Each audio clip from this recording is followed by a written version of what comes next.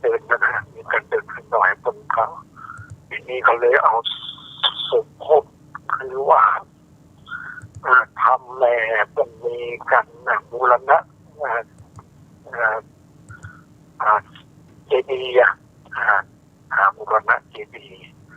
แล้วก็มีการเนี่ยเป็นนิมนต์ขึ้นไปขึ้นไปกระโดดพระพุทธมนต์นะมันเอาข้างทีละ9 รูปแล้วผมก็อธิบายไว้เนี่ยอธิบายไว้ในเนี้ยคือว่าจริงๆเนี่ยมันมีอยู่4 เหลี่ยมเนี่ยนะ4 เหลี่ยมนี่ก็หมายถึงสักสี่นี่นะอริยสัจสี่ความจริงมันมีอยู่4 อย่างแต่มีอยู่8 เหลี่ยมนี่ก็คือมรรคมีองค์ 8เนี่ยมรรคมีองค์ 8เนี่ยคือแล้วก็มรรคมีองค์ 8นี่ก็มีแล้วก็มันเอา9 รูปนี่นะเอาเลข9เนี่ยมันก็ถือว่าโลกุตระธรรม9นะอันนี้เป็นมันเขามันนั้นดูแล้วใครควรดูแล้วเนี่ยโลกุตระธรรม9เนี่ยมรรค4 ผล4นิพพาน1เนี่ยนะอันนี้ก็นับว่าเป็นมันอยู่คือว่าเป็นหมายของว่ามันเป็นการระลึกถึงคุณของพระพุทธเจ้าเนี่ยคุณของพระธรรมคุณของพระสงฆ์แล้วเป็นสวดเนี่ยสวดเนี่ยพระพุทธเจ้าสวดเป็นเรื่องบอกเป็นเรื่องบอกนะพอดีวันนั้นเราพระที่แล้วเนี่ยเราก็บอกว่าเราจะเอาไอ้เนี่ยคิดว่าจะเอาเนี่ยตอนบทเนี่ยนะก็มารับเด็กพอดีวันนั้นมาเลยก็เลยเอามาวันพระที่แล้วเนี่ยเรียกว่าอัคคะโตเวปะสันนานังอัคคังธรรมังวิชาณตังอัคเคพุทเทปะสันนานังทักขินเยอนุตตะเลอัคเคธรรมเมปะสันนานังวิลาคูปัสเมสุเขอัคเคสังเคปะสันนานังปุญญคิเตอนุตตะเลอัคคัสมิงทานังทัสสะอัคคังปุณณยังปวัตตติอัคคังอายุจะวันโนจะโสกิติสุขังพลังอัคคัสสะภาปาเมธาวีอัคคะธรรมสมาหิโตเทวปุตโตมนุษโสวาอัคคปโตปโมทันติติเนี่ยอันนี้เรากำงานนั้นแล้วคือถ้าเป็นนั้นเนื้อความแล้วก็ว่าบุคคลผู้รู้จับคำอันเลิศเลื่อมใสแล้วโดยความเป็นเลิศเลื่อมใสแล้วในพระพุทธเจ้าผู้เลิศซึ่งเป็นภักขินยบุคคลอันเยี่ยมยอดอันเลื่อมใสแล้วในพระธรรมอันเป็นธรรมปัสสจากราคะและสงบระงับเป็นสุขเลื่อมใสแล้วในพระสงฆ์ผู้เลิศซึ่งเป็นนาบุญยักเทศอย่างยอดถวายทานในท่านผู้เลิศนั้นบุญที่เลิศก็ย่อมเจริญอายุวันนะที่เลิศและยศเกียรติคุณสุขะพละที่เลิศ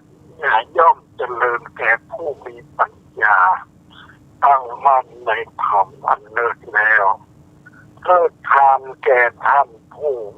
เป็นบุญจากเขตอันเลิศจะไปเกิดเป็นเทวดาหรือไปเกิดเป็นมนุษย์ก็ตามย่อมถึงความเป็นผู้เลิศบันเทิงอยู่ดังนี้แหละอันนี้นะบทสวดเป็นคือปอนเนี่ยที่ว่าเนี่ยปัจจับคือปอนตีเนี่ยตีตัวสุดเด็ดเนี่ยอันนี้นะแปลแล้วเนี่ยอย่างว่าเนี่ยมันสิ่งที่เลิศเนี่ยนะพระพุทธเจ้าประทานไปส่งนะแล้วว่านี่กับมาทวนดูแล้วเนี่ยนะจนมาบอกในที่นี้นะในที่เหตุการณ์ที่ผ่านมาแล้วนะเหตุการณ์ที่ผ่านมากับเมื่อปี2538เนี่ยนะก็มีเหตุการณ์ที่แผ่นดินไหวแผ่นดินไหวนี่กับพระธาตุกลางแก้วเนี่ยที่อยู่ในพระธาตุมันก็ตกลงมาตกลงมาแล้วก็อันนี้ก็มีการซ่อมมีการนั่นขึ้นมาใช้เงินเป็นจำนวน1,199,999 เนี่ยเป็นเลข9ทั้งนั้นนะเป็นปลายแล้วเป็นเลข9ทั้งนั้นอันนี้เลข9นี่ก็ถือว่าก็เป็นเนี่ยเราเนี่ยในวันโลกุตละธรรม9อะไรเลข9แล้วก็อันนี้เรามานั่นดูแล้วเนี่ยมาทบทวนดูเนี่ยคือหลวงพ่อนะหลวงพ่อมันนั้นก็หลวงพ่อมาลัตนากรเนี่ยนะครับมันอยู่เป็นอย่างนำอยู่นะเป็นก็นี่แหละเขาก็เคยคล้ายๆกับเคยสังเกตตัวนั้นมาต้นกล่าวก็เพิ่นบอกให้เขาได้เข้าโรงพยาบาลอย่างเดือนบอกว่าป่วยอย่างเดือนภายหลังมาป่วยเนี่ยป่วยดีในเรื่องป่วยไปแล้วเมื่อป่วยแล้วเนี่ยมันก็อยู่โรงพยาบาลมันยังอยู่นะพออายุเป็นไปเนี่ย69เนี่ยอายุ69เนี่ยต้นก็เสียชีวิตไปนี่อันนี้เราเอาไว้มันเนี่ยคนคือตามเนี่ยคนหวังคนต้องจะตั้งความตั้งใจไว้กันนั้นในเรื่องนี้เรื่องการดูแลพระธาตุเนี่ยเอาไปบางทีขึ้นไปเนี่ยเอาไปเยี่ยมไปกราบกันนะก็เอาศีรษะไปทางเนี่ยเอาศีรษะไปทางไงทางพระธาตุเนี่ยนะแล้วก็เอาเนี่ยเอาเท้าบนมาตั้งทิศตะวันออกแต่ว่าเราก็นึกดูแล้วว่าทำไมถึงหลวงพ่อต้องเอาเท้าไปทิศตะวันออกแต่ว่าความตั้งใจของคนนั้นเรียกว่าเป็นบูชาพระธาตุนะเป็นเคารพพระธาตุบูชาพระธาตุอันนี้แล้วเหมือนว่าไปอยู่โรงพยาบาลเนี่ยโรงพยาบาลเนี่ยลันนาเนี่ยหลวงพ่อก็เอาศีรษะมาทางนี้ศีรษะมาตรงในพระธาตุเนี่ยเอาเท้าไปตั้งเอาเท้าไปตั้งทิศตะวันออกมันก็เรียกกับคงว่าคนถือเขาลบพระธาตุในตอนนั้นเนี่ยครูบาเชิญวงก็ป่วยอยู่นะเป็นป่วยแล้วก็จะออกโรงพยาบาลนะ คนก็ไปเยี่ยมหลวงพ่อไปเยี่ยมนะต้องบอกข้อมูลนั้นว่าเอาศีรษะไปแต่ทิศตะวันออกอันนี้ตัวครูบาหลวงนะคนว่าอย่างไรครับจากเอาศีรษะไปตะวันออกแต่ก็ได้เริ่มจุดหมายของเรื่องนะว่าเอาศีรษะทางพระเจดีย์นะครับคือว่าเขาลบพระเจดีย์แล้วครูบาเป็นออกโรงพยาบาลไปบำนาญเนี่ยหลวงพ่อก็เสียชีวิตไปอันนี้ตอนนั้น11 นาฬิกานะ11 นาฬิกา11 โมงนะหลวงพ่อก็เสียชีวิตไปเนี่ยมันลืมไปถามคนขับรถผมขับรถคือบางวงมันมีคำบ้าง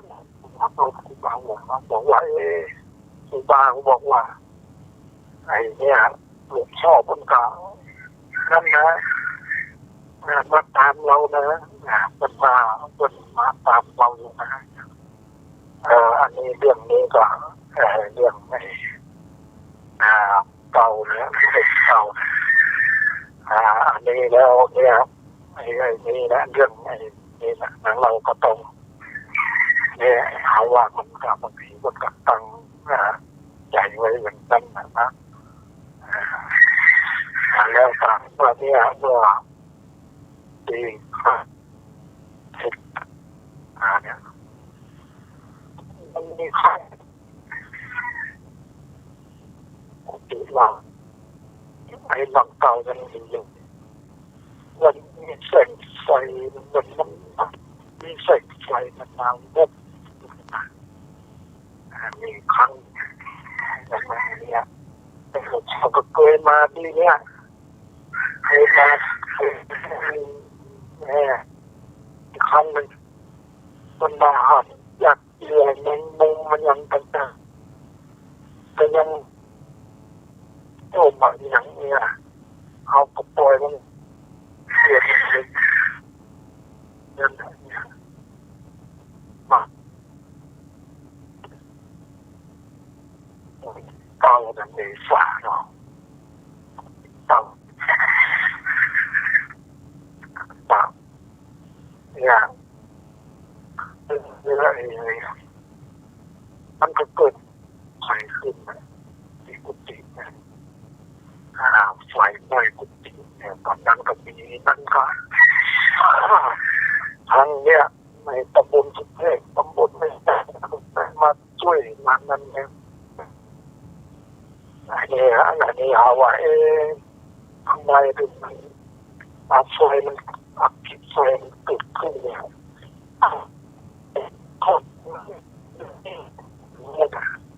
แต่ว่ามันมีสายไฟมันมีคล้ายๆมันมี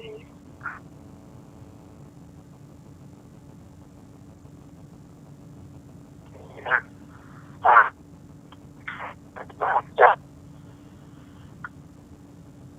าจจะชอบการจะได้ระบบ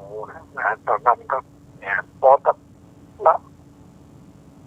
10 โมง 11 โมงเมื่อคืนเลยนะว่าเกิดไฟขึ้นไหม้ทุกทีอันนี้ครับเป็นวันที่9 เมษายนวันที่30 เมษายนเนี่ยนะพอดีคณะกับได้มาเนี่ยเป็นรวบรวมกันมีท่านหลวงพ่อเจ้าวัดแล้วครับหลวงพ่ออาจารย์ทองและเจ้าคณะอำเภอต่างๆเนี่ยที่มาจะกลับไปอยู่ในประมาณที่มาก็ส่วนมากจะมาร่วมทอดเกี่ยวกับสายน้อยนะได้เงินอยู่เงิน200,000 กว่าอันนี้ทั้งนี่แหละคือ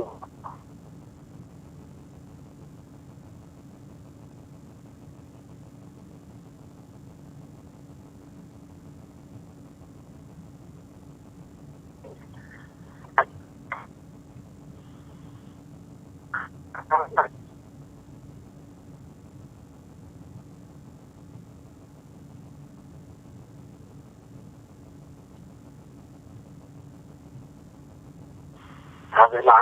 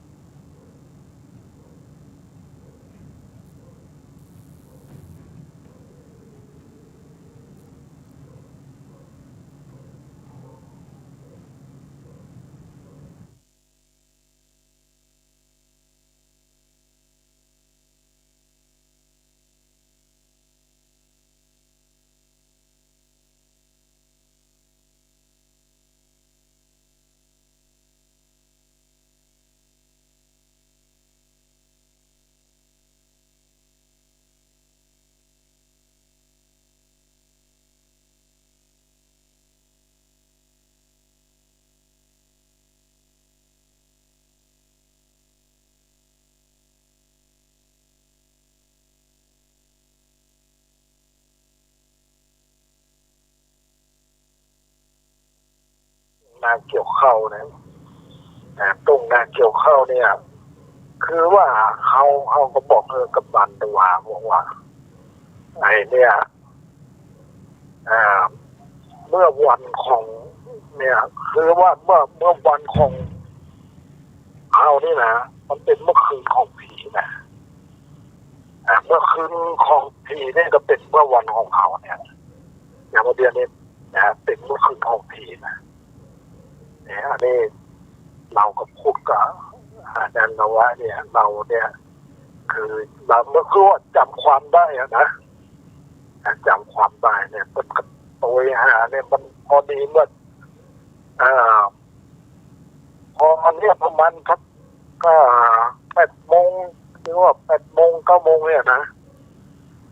มันก็มีคล้ายๆที่นั่นน่ะที่เราอยู่นั่นน่ะที่เราอยู่เนี่ยมันก็จะเป็นในพวกไอ้เนี่ยพวกมีไอ้ปลาเยี่ยนเลยนะปลาเยี่ยนแล้วมีแมงดาเนี่ยแมงดาแล้วก็จะมีไอ้พวกไอ้เนี่ยของที่มันสกปรกนี่นะเนี่ยมันเป็นนั่นน่ะมันเป็นที่เขาอยู่นั่นเป็นแล้วก็มืดเนาะมันอยู่ที่มืดนะมันเหมือนกับเป็นที่ของสิ่งของสกปรกของเราเนี่ยโดยเฉพาะนี่อย่างปลาดุกเนี่ยมาแล้วนี่ไปหันที่ปัจจาที่เนี่ยปัจจาปัจจีวังแดงนี่นะปัจจาปัจจีเรียกว่าปัจจาปัจจีหนุ่มฝั่งศพมันจะมีแต่ปลาดุกกว่ามันกลิ่นของที่พวกเนี่ยสัตว์ศพมาอย่างเนี้ยอันนี้ก็เนี่ยมันเนี่ยในบริเวณที่เรานั้นอยู่เนี่ยนะมันก็เป็นพวกแมงดาพวกปลาเกียนพวกอะไรอย่างนี้นะแล้วมันหลุนมันมีคนเหมือนกับอยู่ทางเนี่ยบนต้นไม้อะนะมันก็บอกว่าป้องมีปุ้นเนี่ยบอกว่าป้องมีปุ้นเหมือนอยู่กับว่าตัดปุ้นต้นไม้วะป้องมีปุ้นพอหลังจากนั้นเนี่ยมันก็เป็นเมื่อคือเมื่อมันมืดก็ออกมาจากสวรรค์เลยก็เป็นกลางวันไปเลยอันนี้แสดงว่าเป็นเมื่อคืนของผีเป็นเมื่อวันของคนเฮาเนี่ยเมื่อวันของคนเฮาเนี่ยเป็นเมื่อคืนของผีเนี่ยแล้วจะไหนก็ไอ้นี่แหละเมื่อก่อนเนี่ยเราก็จำความได้นี่นะคือว่าเป็นเอาเหมือนกับขี่คอพ่อหรือว่าขี่คอน้องของแม่เนี่ยเดี๋ยวจะไปอยู่กันนะมันไปอยู่ปลาครอบครัวไปอยู่ในสดนะไอ้มีลูกเต้าเราหลานก็เป็นเป็น40-50คนแล้วแล้วก็อันนี้ก่อนก็จะเอาเข้าบ้านเนี่ยต้นจะเอาบ้านจะก่อนปัญหาจะหาเนี่ยอาจารย์หรือว่าอาจารย์เนี่ยว่ามัคคทายกแต่ว่าตั้งเขาประเดี๋ยวนี้ก็เรียกว่ามัคคทายกก็จะเอาอาจารย์เนี่ยมาทำพิธีเนี่ยทำการเนี่ยลดเคาะลดอะไรอย่างต่างๆว่าทำพิธีลดอาบน้ำนั่นอะไรอย่างต่างๆเนี่ยกว่าจะเอาเข้าบ้านเนี่ยมันถืออยู่คนละมันถืออยู่เนี่ยในเมื่อเอาไปอยู่ในบ้านแล้วเนี่ยคนเขาเนี่ยเขาก็เหมือนกับเขาเนี่ยเป็นคนประหลาดแล้วนะว่ามันนั่นเป็นไหนแล้วเนี่ยแล้วบางทีเขาก็ถามว่ามาก็จังมาถามอยู่นะว่ามันไปเขามันไปยังไงเนี่ยเมื่อคืนเนี่ยนะมันไปคล้ายๆน้ำมันเนี่ยน้ำนองเต็มน้ำไม่ติงนองเนี่ยแล้วมันข้ามไปได้อย่างไรแต่อาตมาก็บอกว่าเขาตามที่เราได้รู้เนาะ ตามที่เราได้ดูว่ามันมีคือว่ามันมีนั่นนะเหมือนว่าผีปีนาเนี่ยผีปีนาผีเจ้าปีนาเนี่ยมันคงจะเป็นพิษอย่างว่าง่วมันก็คงเอาไปเนาะเอาไปอันนี้บางทีก็มีโทรศัพท์มาเครื่องหนึ่งแล้วเราก็นั่นอยู่เรากำลังอะไรออกอากาศอยู่ผีเจ้าตีนาเนี่ยท่านนะเพิ่นจะนุ่งผ้าสีไผ่ก้างเนี่ยโยนไผ่ก้าง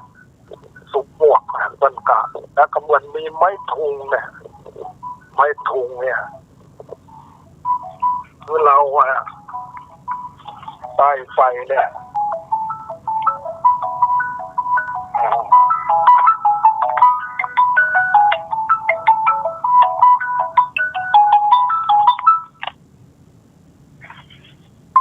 ฮัลโหลแล้วมันเป็นยังมีคนโทรมาไอ้เนี่ยเราใต้ไฟนะเมื่อคืนมันก็ดูมันแจ้งนะเมื่อคืนมันก็ดูมันแจ้งไปไม่ทุงไปจนไปข้ามถึงไปทางที่จะขึ้นเนี่ยต้นนาเนี่ยมันเป็นป่าไม่ไผ่เนี่ยมันก็เป็นหนาไม่ไผ่อย่างนั้นนะครับขึ้นมันเนี่ยเรียกว่ามันเรามันไปได้ยังไงดีบอกว่านะผีเนาะเรื่องผีเนี่ยตมาก็ว่าเราก็เคยประสบการณ์มาว่าอายุ8 ปีนี่นะอันนี้ก็แล้วเรื่องนี้ก็นั่งอยู่เราเนี่ยความจำมันก็ยังมีอยู่แต่จะได้ก็ตามเนี่ยประเด็นนี้คือตะกี้ก็เล่าถึงเรื่องไอ้เนี่ยเกี่ยวกับ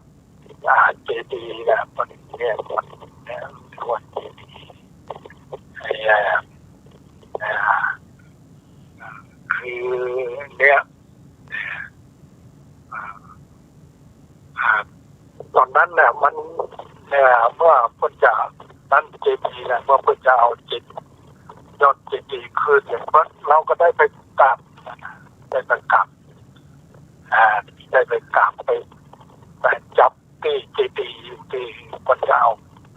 แก้วขึ้นแก้วเจดีย์ขึ้นแล้วก็อันนี้กำลังออกอากาศอยู่เดี๋ยวเอา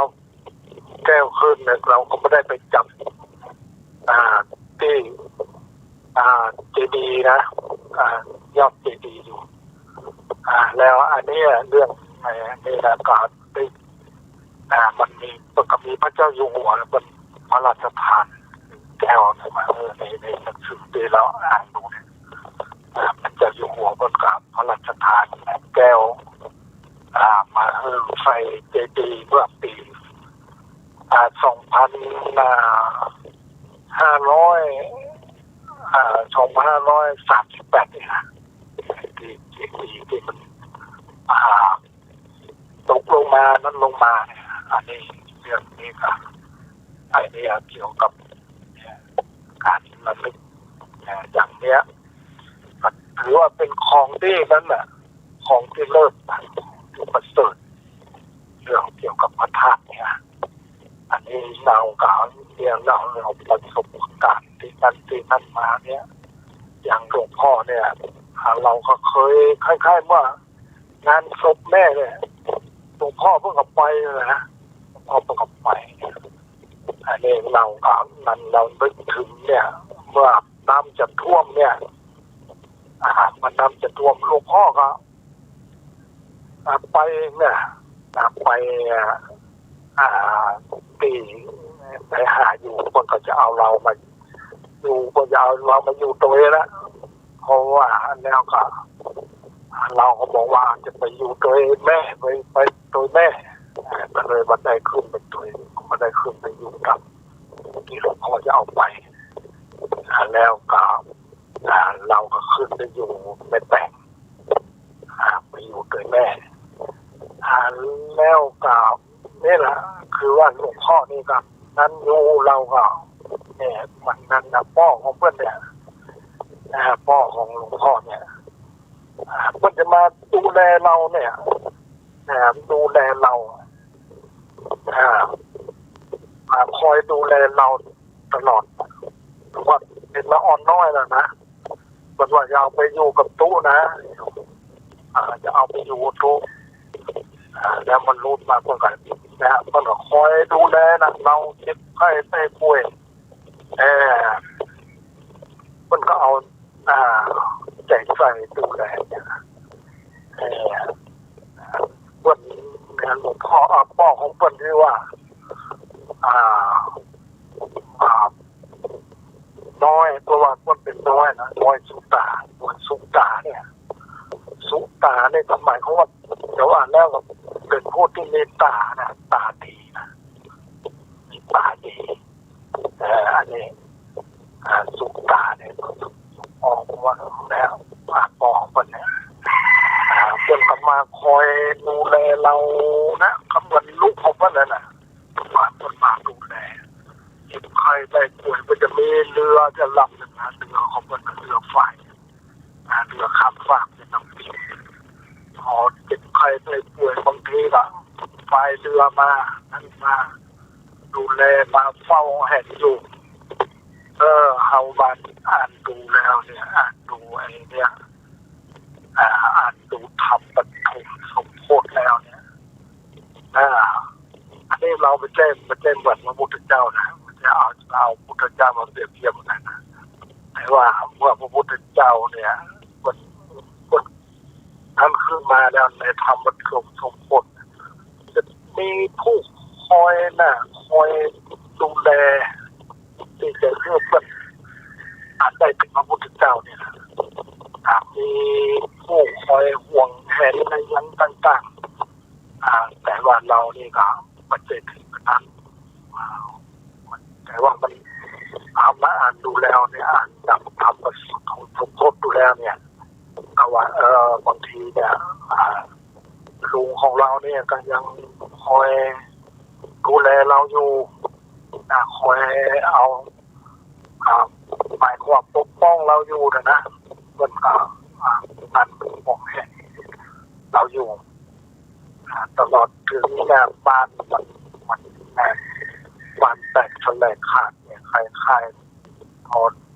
พศ2505เนี่ยแหละ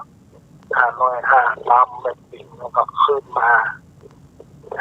น้ำเขื่อนภูมิพลก็ขึ้นมาแล้วก็มันก็ไปคนตี้คนกลางเนาะอันนี้ก็เลยเรียกว่าเอากันระลึกถึงนู่นนะระลึกถึงผู้ที่มีพระคุณเราเนี่ยมันดูแลเอาใจใส่เราหมายความว่าเหมือนกับพ่อนะฮะมันกับพ่อดูแลลูกที่ทำเนี่ยแต่จริงมันลุงน้อยก็ไม่ได้เป็นพ่อเป็นคนดูแลเราเนี่ยคอยห่วงแหนเราอย่างเราเนี่ยอันนี้แล้วก็ไอ้ในเรื่องราวต่างๆเนี่ยไอ้ที่อันมาแล้วนะที่ผ่านมาแล้วเนาะที่อันมาแล้วเนี่ยอันเราก็อยากจะเอาเนี่ยไว้เนี่ยพระไตรปิฎกมาอ่านดูเนี่ยว่าเนี่ยกำลังของพระตถาคต10 ประการเนี่ยพระผู้มีพระภาคเจ้าตรัสว่าภิกษุทั้งหลายในเวลาเย็น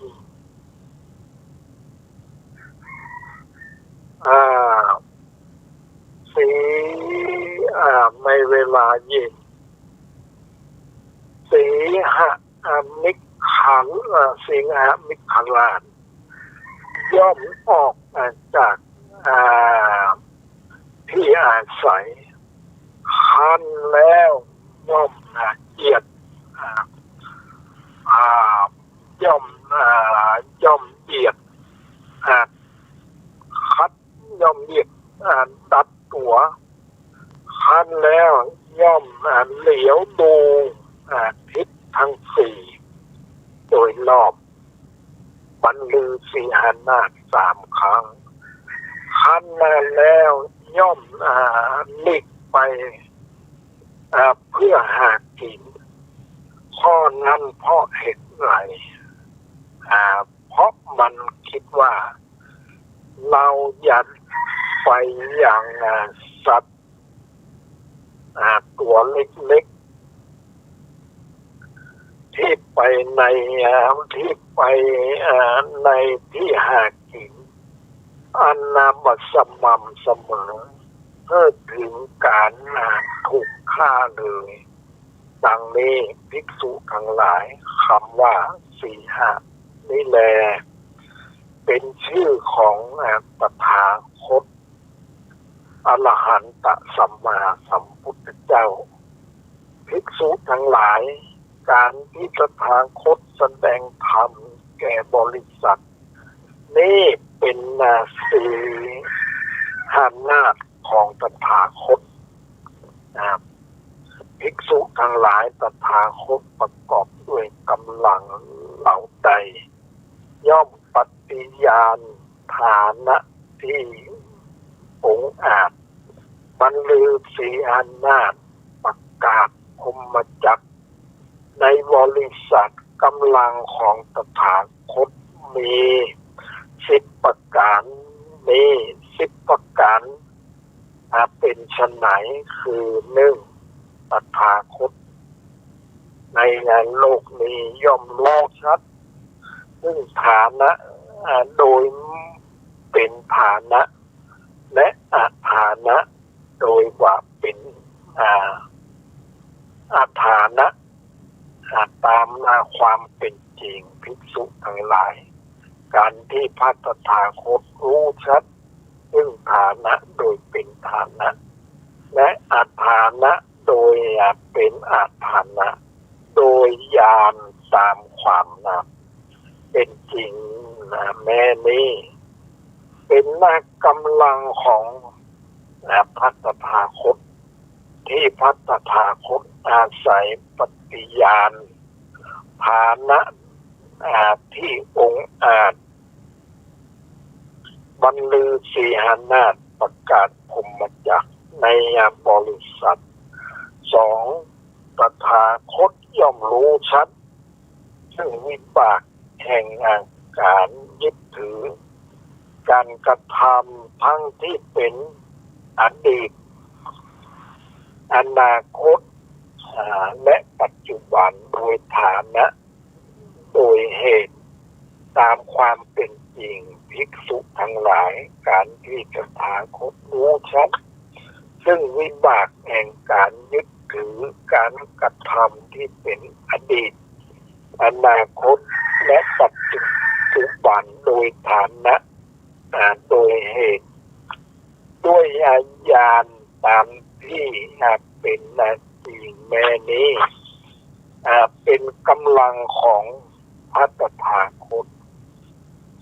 ที่ตถาคตอาศัยปฏิญญาณฐานะที่องค์อาจบรรลือสีหนาฏประกาศพรหมจักร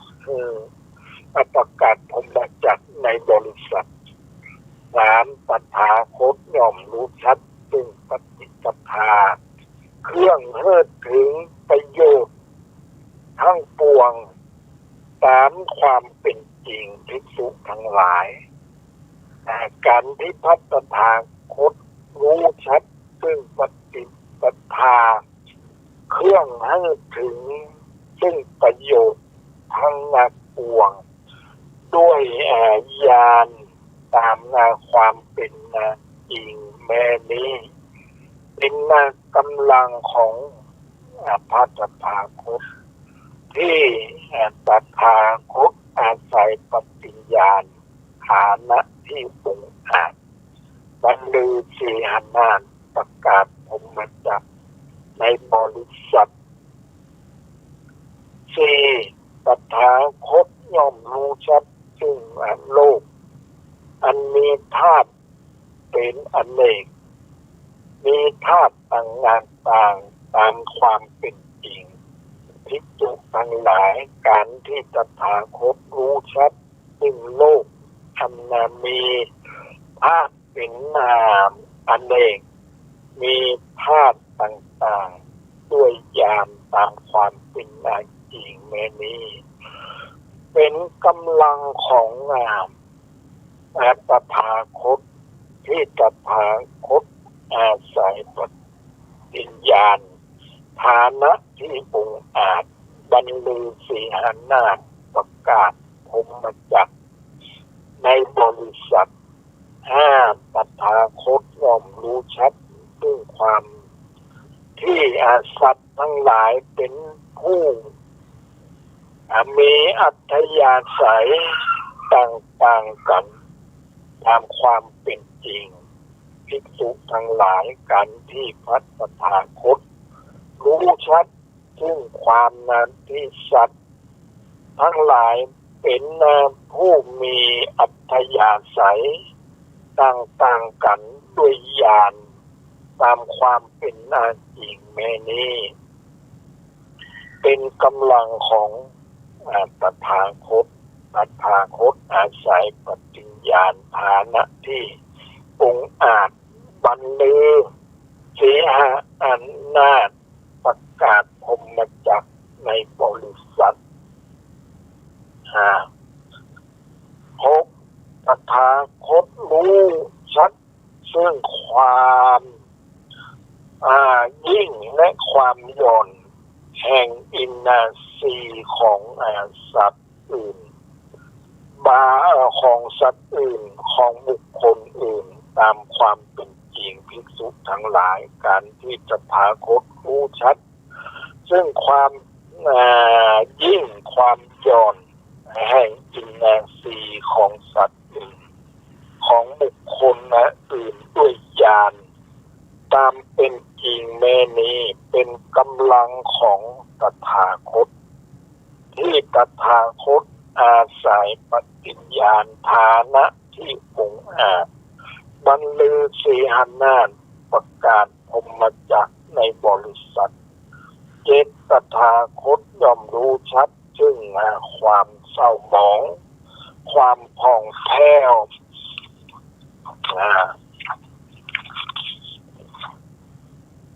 ออกแห่งฌานวิโมกข์สมาธิและสมาบัติทั้งหลายตามความเป็นจริงภิกษุทั้งหลายการที่ตถาคตรู้ชัดซึ่งความเศร้าหมองความผ่องแผ้วการออกแห่งฌานวิโมกข์สมาธิและสมาบัติทั้งนั้นหลายด้วยญาณตามความเป็นจริงแม้นี้เป็นกำลังของตถาคตที่ตถาคตอาศัยปฏิญาณฐานะที่องค์อาจบรรลือสีหานาฏประกาศพรหมจักรในบริษัทแต่ตถาคตย่อมระลึกชาติก่อนใดเป็นอันมากคือหนึ่งชาติบ้างสองชาติบ้างสามชาติบ้างสี่ชาติบ้างห้าชาติบ้าง10 ชาติบ้าง20 ชาติบ้าง30 ชาติบ้าง40 ชาติบ้าง50 ชาติบ้าง100 ชาติบ้างพันชาติบ้างหมื่นชาติแสนชาติเนี่ยตลอดสังวัฏกัปเป็นอันมากบาง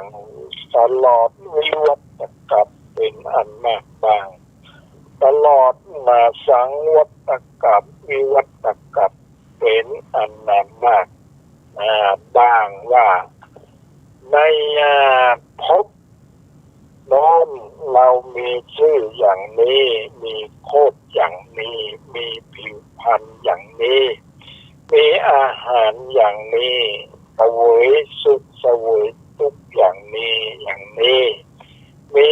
กำหนดอายุเพียงเท่านี้ขั้นจุติจากภพนั้นแล้วได้ไป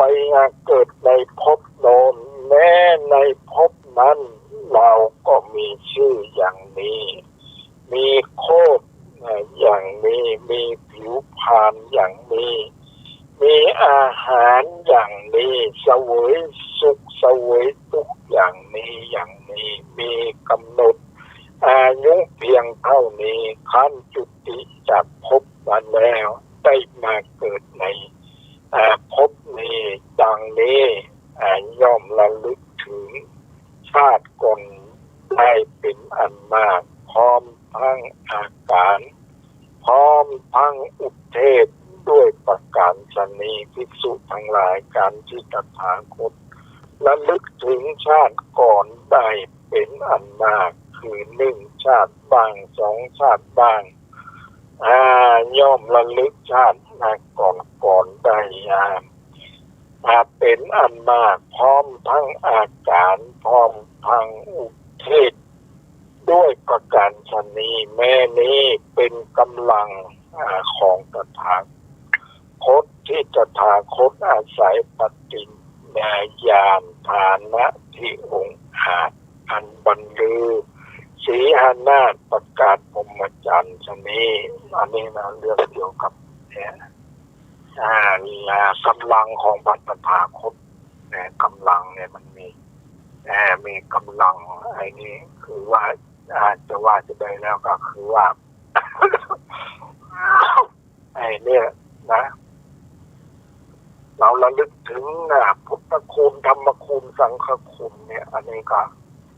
เจริญพุทธคุณธรรมคุณสังฆคุณแล้วก็เรื่องไอ้นี่เรื่องเกี่ยวกับไอ้เนี่ยการปฏิบัติเนี่ยการปฏิบัติวิปัสสนาเนี่ยวิปัสสนาเนี่ยคือความรู้แจ้งเห็นจริงตามความเป็นจริงของร่างกายของคนเราเนี่ยเราตรงเนี้ยอันนี้เราต้องศึกษาเรียกว่าเป็นผู้ที่รู้ในตัวเองรู้ในตัวเองดีว่าเป็นยังไงเนี่ยเรียกว่า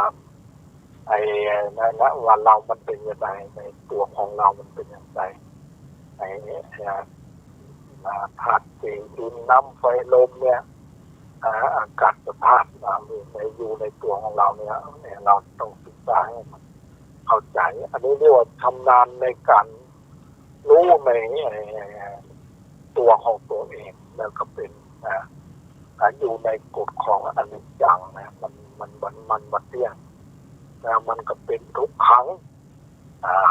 ลงไปเป็นอนัตตาตามบัจเจกตัวบัจเจกตนเนี่ยนี่นะแล้วไอ้นี่เรื่องเรียกว่าถ้าเราเข้าใจตัวเราตามความเป็นจริงแล้วก็เป็นวิปัสสนานะถ้าเข้าใจว่าถูกต้องก็เป็นวิปลาสความวิปลาสผ่านผิดจากความเป็นจริงแล้วผู้ใดเนี่ยถ้าหันตัวเองตามความเป็นจริงแล้วก็เข้าที่หกทางเนี่ยคือมรรคถึงองค์ 8เนี่ยอย่างได้เคยพูดไปแล้วว่าสัมมาทิฏฐิเห็นชอบเนี่ยเมื่อเห็นชอบแล้วความเห็นผิดมันก็ออกไปนะเพราะว่าความเห็นชอบเข้าไปอยู่เต็มเนี่ยแล้วบาปอกุศลต่างๆเนี่ยก็จะออกไปตัวบาปความประพฤติชั่วทางกายทางวาจาทางจิตใจก็จะออกไปแต่บุญคือสุจริตก็จะเข้ามาความเจริญในด้านกุศลก็จะเพิ่มขึ้นอันนี้เรียกว่าไอ้เนี่ยถ้าเข้าใจตัวเขาตามความเป็นจริงแล้วเนี่ยบาปอกุศลต่างๆเนี่ยมันก็จะลดน้อยหายลงไปในประเด็นนี้นะโรคภัยไข้เจ็บต่างๆนี่เราจะต้องอาศัยความสั่งสอนขององค์สมเด็จพระสัมมาสัมพุทธเจ้าเนี่ยเอามาแก้ไขเอามาพิจารณาเอาก็ต้องละในสิ่งที่เป็นอกุศลต่าง เราก็มาเจริญในทางที่เป็นกุศล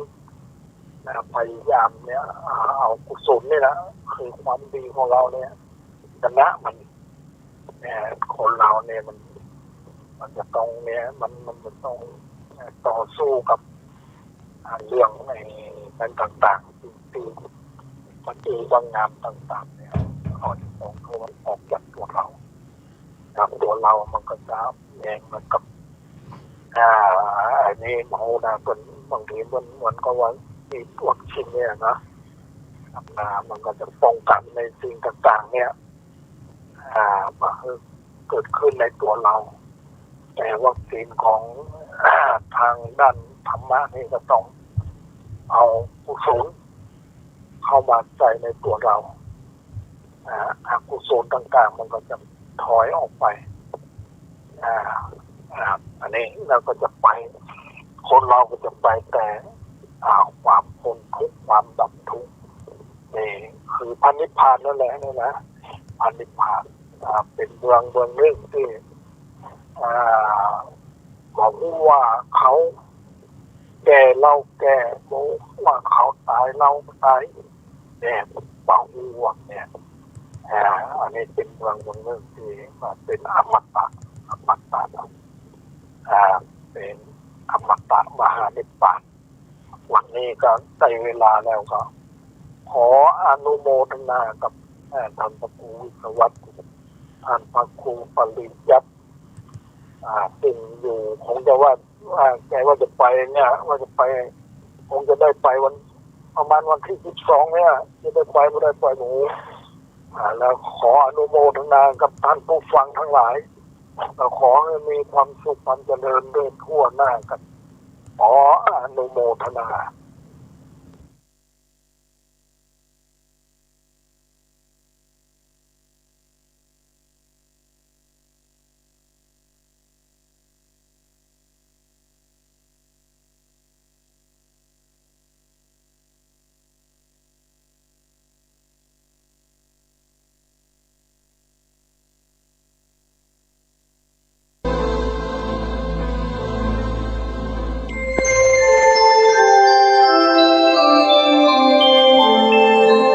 ขณะนี้ท่านกำลังฟังสถานีวิทยุกระจายเสียงพระพุทธศาสนา FM